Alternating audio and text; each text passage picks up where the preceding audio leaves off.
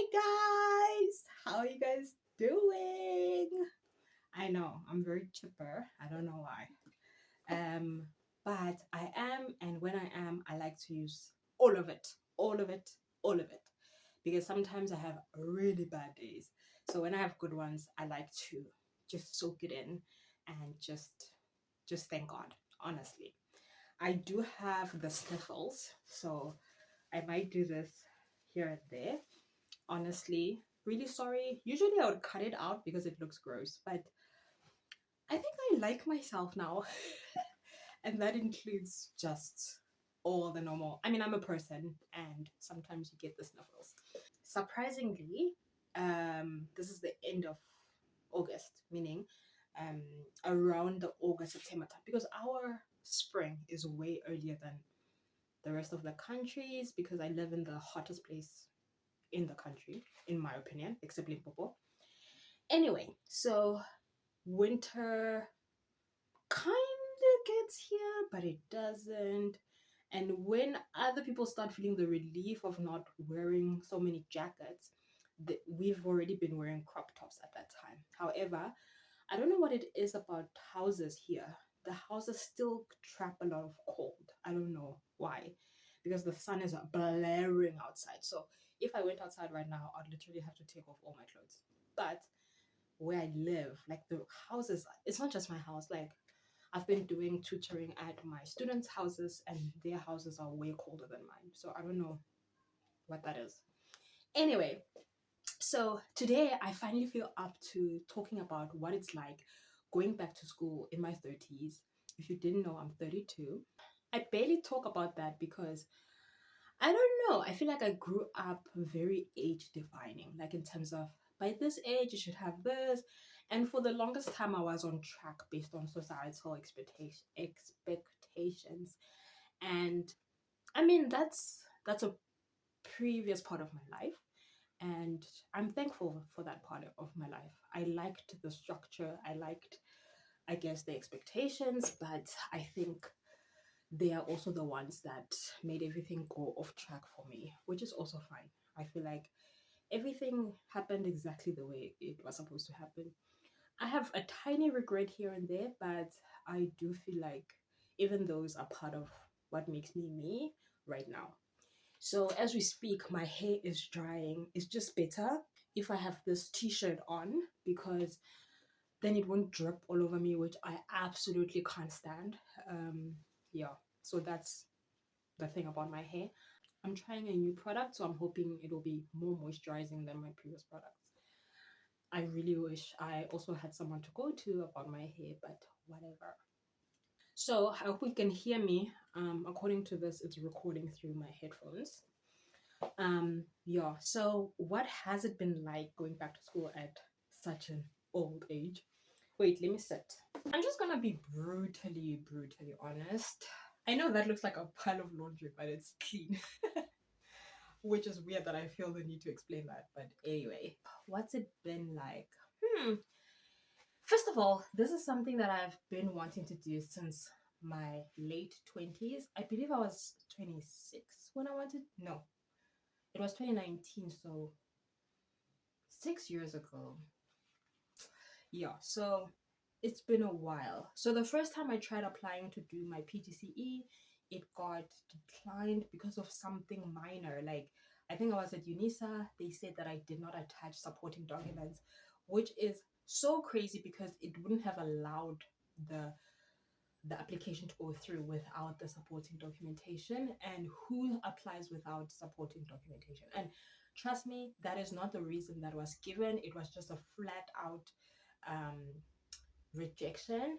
And I had to ask my friend, who's like friend or partner at the time, whatever, worked at UNISA, to further investigate this, because without that I wouldn't have known why I got rejected. It was crazy.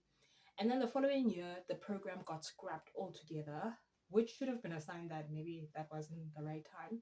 So basically, as far as I know, before they scrapped the program, you could basically come from any industry, do PGCE, and be allowed to walk into any classroom at any grade or senior, I don't know. But it just felt because a lot of graduates who are unemployed were now doing PGCE and basically becoming teachers overnight, basically.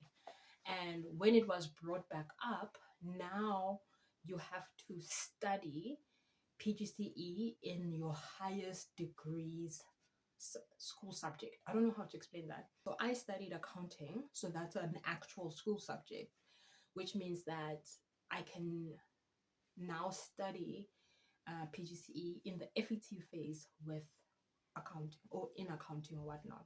So now they've basically made the PGCE relevant to school subjects so that you walk in with school knowledge. So currently I have textbooks from grade 10 to 12 as well as grade 7 to 9 because I'm doing both senior phase and FET. If I could choose, I would definitely do foundation phase, ironically, but I feel like that's where I feel like I'll make the biggest impact. And also based on the fact that I've been teaching um, grade ones for the past since late 2022, and that has been the joy of my life unexpectedly because honestly, 6 year olds really do terrify me. They have the tiniest hands and they really struggle to comprehend something simple. And I think maybe there's a language barrier in terms of the fact that I worked in corporate or I'm a full blown adult, so I use adult language. And with them, I have to use like goo goo gaga language, which I sometimes, it's sometimes exhausting for me. But I understand the reason and I really do try my best to break things down to that level.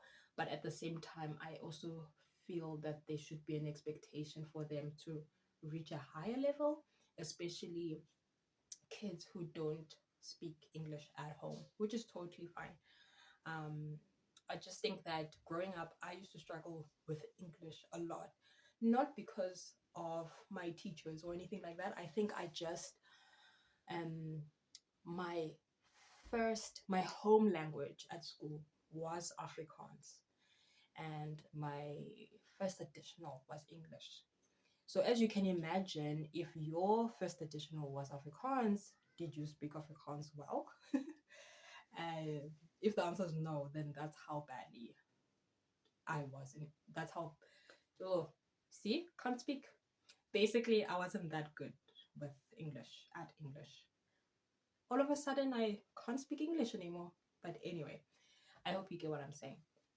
So going back to school is a privilege to me. I think maybe had I done it earlier, I would have done it from a place of like confusion. I mean, I was not on top of everything in 2019, like what I would have hoped I would be. And now I feel great about myself. I know what to avoid to bring my happiness down. I know what to do to make myself feel happy. The only thing I haven't figured out is how to make myself not tired. Like, I don't know. But you wouldn't believe, yesterday I got invited to a running club that I am seriously considering joining. Like, I'm 99% there. I just need to find space for it in my budget because I am on a zero-based budget right now. Um, and then someone I live with, her and I were going to do some jumping, yeah, that thing, starting from September. So it's kind of like a mini challenge that I'm looking forward to. So it's as if I don't believe in manifestation, but I truly feel like I manifested this somehow because the whole time I've been feeling so bad about only putting in the minimum when it comes to fitness. And now all of a sudden, everyone is inviting me to do some sort of a fitness thing with them. So I'm quite excited about that. So let's talk about workload. At the moment, I work one place in the morning, I work another place in the afternoons. Then I have about 2 hours where I can decompress, if that's even the word. And then after that, I have to attend online class. So honestly, I don't attend all the online classes that are live. I feel like they are quite clunky. Like, is this thing on? Can you see me? Can you hear me? Oh, Like I can't deal. So what I do is I do catch ups on the weekends or on Fridays, because Fridays I don't work in the mornings. I only go in if I'm needed on a consultation, and this requires prior knowledge, extreme prior knowledge. So the workload itself is not super bad, but one subject in particular bothers me like so much because I don't see the relevance, I don't see why we need it, but somehow it costs the most and it's also the most irrelevant. I really wish that they could do something about that. And it's philosophy. I hate philosophy. I hate history. I just feel like we all have preferences, but those two are like my least favorite subjects. They require the most amount of energy from me, and I'm really surprised that I passed them, honestly. But I'm just grateful that I did because, like I said, it's the most expensive. Another thing that bothers me about this qualification is the practical work. I hate going to the schools. I hate what it does to my schedule. It's the worst, basically. And I hate it. So I love that I'll get this qualification, but I hate the work itself. Um, there's maybe one or two things that I enjoy about it, and the rest I have to change my mindset about it. I'm also forced to take Zulu, which I think is crazy, because you're supposed to take one African language, and Zulu is the closest to Swati because Swati is my mother tongue, technically my parents' mother tongue. Um, no, my father. Actually, not even him. So where we live, we speak Siswati. It's a Siswati area. I'm also not regretful that I'm doing this in my 30s. Again, I think this is the most stable I've been in a while. I think my late 20s were spent in a lot of confusion. My schedule is quite tight, but it also means that I must just manage my time better. I'm basically looking forward to the future, basically. So, yeah, if you have questions about studying in your 30s or what to look for when you're studying, please let me know down below. I also do want to say that I was specifically looking for a place that will allow me to study long term. I mean, not long term, long distance, because I just didn't want to quit my job. I like my jobs. So, yeah, because I applied at the University of the Free State, turns out that their PGCE is in person. So they basically gave me a week to decide if I'm coming in for registrations or not, despite the fact that I told them that I have a full-time job. So yeah, it's up to everybody. But yeah, I'm I'm just so happy. I'm just looking forward to what my academic career is gonna look like in the next couple of years. But if you have any questions, please let me know down below. Bye guys.